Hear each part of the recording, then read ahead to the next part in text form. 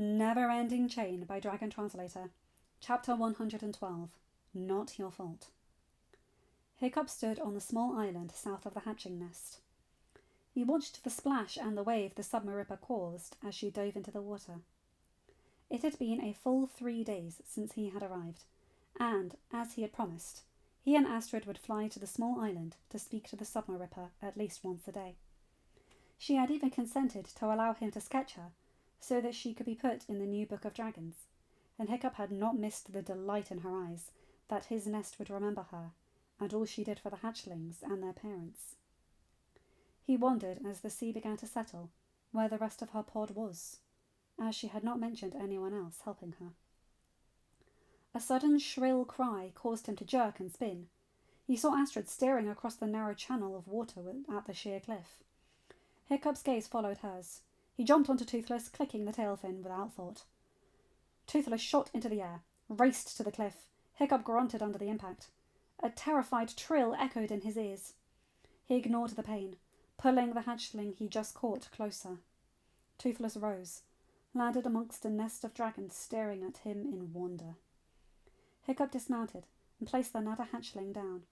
It chittered and ran to a pair of nadders that cooed and nuzzled it. Hiccup straightened as a nightmare shuffled forward. "Thank you," the nightmare said, its voice female. "I hold the honour of queen of this nest. I understand you hold the honour of being alpha of yours." Hiccup tipped his head. "Greetings, queen of the nest. I am the alpha of mine." "I must be honest, human alpha. I was unsure when I heard your nest speak of you. I was more unsure when I realised that meant a human would stand upon this island. Humans have not been a source of safety for dragonkind in many a season. I feared that you would give in to the bloodlust we were taught humans had, and kill every hatchling here. I am thrilled to know that is not the case." "I understand. To the humans, dragons have not been something we could be safe around either. The humans in my nest have learnt the truth of the fallen queen, who ordered her nest to attack and steal from my tribe, has been dealt with." "Yes, I heard your brother and the others in your nest give the tale to the water twister. My nest is small, and further south of here, so none in my nest were the subject of her cruelty. It did not stop the humans from fearing us, and seeking to kill us, though. I am sorry you had to endure that. I can only speak for the humans in my own nest. I know not why those other humans near you fear dragons. It is my hope that we can teach the truth of dragons to all humans, and the truth of humans to all dragons, so that no hatchling or human child need fear the death of themselves or their flocks. You are truly like no human I have ever come across." Hiccup chuckled and heard Toothless, Astrid and Stormfly, both of whom had landed beside Toothless, laugh. "I said something that was funny?" I have heard that from many dragons since I gained the ability to understand the common tongue." "I suspect you will hear it from many more." Hiccup smiled. "I'm sure. I shall return to my nest. I promised the hatchlings some stories and time to play." One of the nadders the hatchling ran to, the green and purple one, trilled something that had the nightmare curling her neck and looking over her wing. Hiccup saw her nod her head. The nadder moved over and tipped his head to Hiccup. "You saved my first hatched," the nadder began, its voice male, "before I or anyone else in the nest had time to react. For that, I owe you a debt. Name it, and I shall pay." Hiccup stood straighter. He knew this was serious. It was serious to Vikings, and the Changeling King had explained that it was serious to dragons as well. He could not dismiss this, no more than he could Heather's father believing he owed Hiccup a debt. "I cannot think of anything right now, at this moment," spoke Thrower. He said, "I try to make no decision of such importance without speaking to members of my nest that I trust. I give my word that I will let you know and allow you to exercise the debt before I leave. I understand that the word of human might not mean much, given all that has transpired between humans and dragons. So, will the word of an alpha do?" He saw both the nadder and the nightmare blink. He glanced at Toothless, unsure if he had said something wrong. Toothless and Stormfly were smiling, so his shoulders relaxed.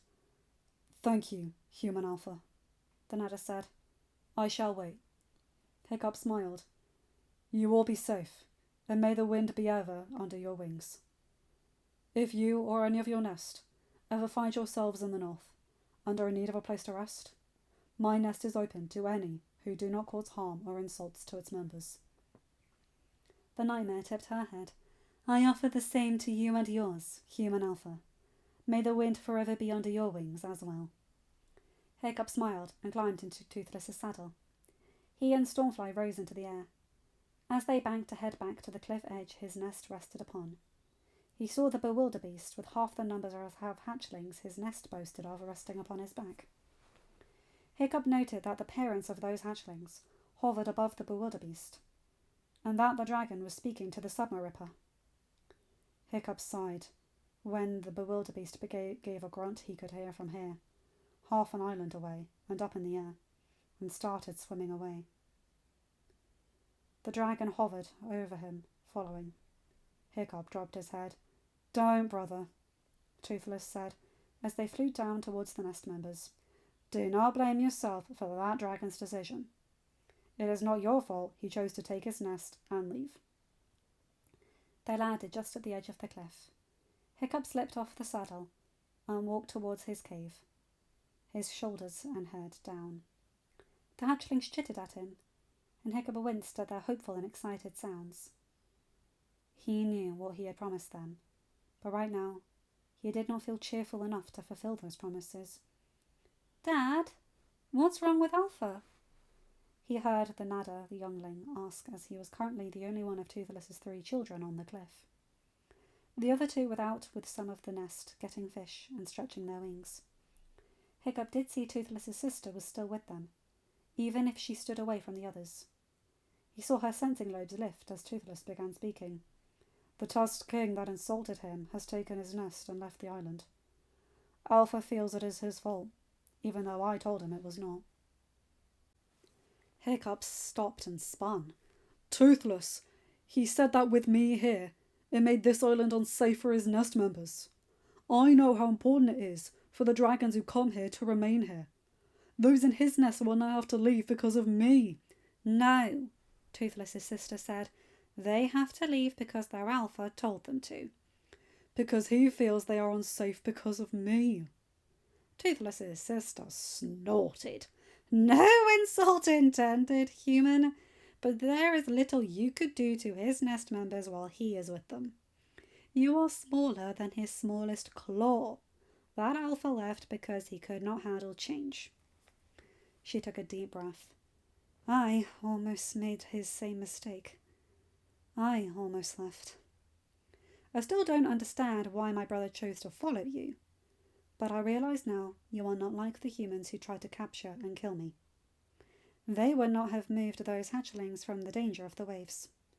They would not feel as if it was their fault that tusked king took his nest and left, and they would certainly not feel bad about that belief. They would not fly to a small nest so the water twister who guards this island did not have to hover out of the water so that she could speak with them. They would not have cared that hovering caused a strain upon her wings." Hiccup grunted, still upset over what he had seen. His eyes widened when the female Night Fury bowed her head but did not spread her wings. "I know you said it upon our first meeting, but I do ask your forgiveness for my words. Human Alpha that my brother follows." Hiccup blinked, then walked closer to her. "Please, look at me," he said softly. She lifted her gaze, and Hiccup smiled. "You have my forgiveness." "And now I see why the elder of my nest said you were unlike any human he had ever known," a deep male voice said. Hiccup turned his gaze to his right, and his jaw dropped slightly. His gaze lifted to a point just higher than Shadowfire's head reached when the dragon lifted his neck. A nightmare with deep red scales slashed with deep black markings stared down at him. At the nightmare's side, Hiccup noted, as his eyes lifted, were a gronkle the colour of cooling but still dangerous lava, and bigger than Boulder, and a deep orange-coloured nadder that stood taller than Stormfly and sported way more spikes than normal. "Hi," Hiccup said as he heard several of his nest members land up behind him. "You are the alphas of the nests that stayed in mine, I take it?" The three new dragons had no chance to respond as Hiccup heard Hookfang, who had been out fishing, gasp, "Uncle?" End of chapter. Hi guys, hope you enjoyed this one. Yay, Toothless' sister has come around. And also, Astrid's with him again. Not a single word said between them, but you could just feel the connection between the two. They are attached at the hip, at wingtip, or at lips. Just seriously, I love these two so much. Anyway, next chapter will explain a little bit more of Hookfang's backstory, so looking forward to that one. Anyway, you guys know the drill. Like, comment, and subscribe, and hit that bell to get notified for when I upload a new video. Have a good day, night, or whatever time zone you're in. Bye, my guys, gals, and non-binary pals. I'll see you in another video. Take care.